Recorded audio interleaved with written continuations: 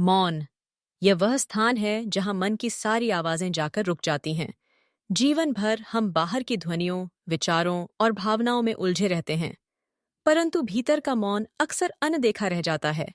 यह मौन खालीपन नहीं, बल्कि वह गहरा सरोवर है जिसमें आत्मा अपना असली रूप देखती है। काली माँ इसी मौन की संरक्षिका हैं। वह वही शक्ति हैं जो शोर को भेद कर हमें अपने ही भीतर की स्थिरता तक पहुंचाती हैं। जब दुनिया चीख रही होती है, तब माँ की उपस्थिति मन के भीतर एक ऐसी नीरव जगह खोल देती है जहां कोई चिंता, कोई भय, कोई उतावलापन प्रवेश नहीं कर पाता।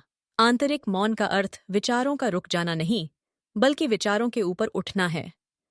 काली माँ हमें विचारों से लड़ना नहीं सिखाती, वह से हमें उनकी जड़ दिखाती हैं।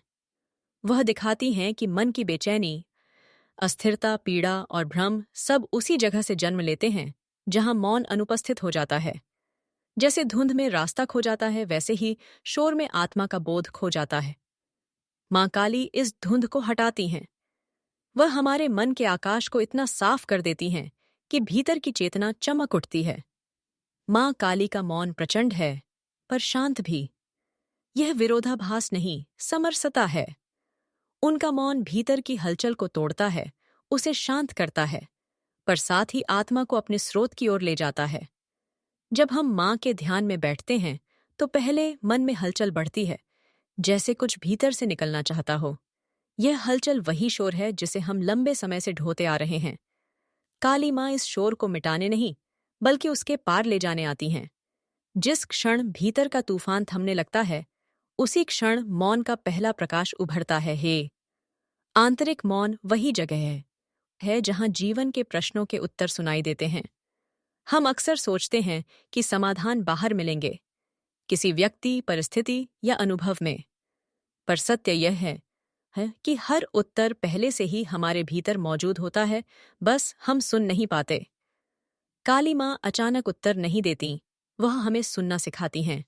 सुनना, अपने आप को, अपनी अंतरात्मा को, अपने अस्तित्व को। यह सुनना ही मौन है। जब मन सुनने लगता है, तो वह स्वभावतः शांत हो जाता है, और इस शांत मन में ही ईश्वर का स्पर्श महसूस होता है। माँ काली के मौन का एक गहरा रहस्य यह है कि मौन कमजोरी नहीं, शक्ति है। बाहर का शोर मन को अस्थिर कर सकता है, पर मौन मन को अडिग बना देता है। मौन वह तलवार है जो भ्रम को काट देती है। मौन वह ढाल है जो नकारात्मकता को प्रवेश नहीं करने देती। मौन वह दीपक है जो अंधकार में रास्ता दिखाता है। और जब यह मौन हृदय में स्थिर हो जाता है, तब कोई भी परिस्थिति हमें हिला नहीं सकती। काली माँ इस शक्ति को हमारे भीतर जगाने आती हैं। आंतरिक मौन हमें यह भी सिखाता है कि जीवन केवल क्रिया नहीं, उपस्थिति भी है। हम हर समय कुछ न कुछ करते रहते हैं, सोचते हैं, भागते हैं, तय करते हैं, बदलते हैं। पर माँ काली की दृष्टि में सच्चा परिवर्तन तब होता है जब हम होना सीखते हैं। होना, बस अस्तित्व में टिक जाना, बिना किसी अपेक्षा के। इस स्थिति में मन शांत हो जाता है और आत्मा प्रकट हो जाती है। यह स्थिति साधारण लगती है, पर यही सबसे कठिन है। लेकिन काली माँ की शक्ति इसे सहज बना देती है। अंततः मौन में प्रवेश करना अपने ही भीतर लौटना है। यह लौटना किसी स्थान की ओर नहीं, बल्कि अपने वास्तविक स्वरूप की ओर है। जब मन यह पहचान लेता है कि वह शोर नहीं, वह मौन है, तब उसका बंधन टूट जाता है। काली माँ यही बोध देती हैं। वह हमें उस मौन के द्वार तक ले जाती हैं जहां से आत्मा का प्रकाश जन्म लेता है।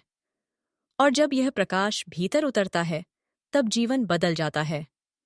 हम वही रहते हैं, परंतु भीतर की दृष्टि बदल जाती है। यह दृष्टि ही मुक्ति है, यह मौन ही दिव्यता है।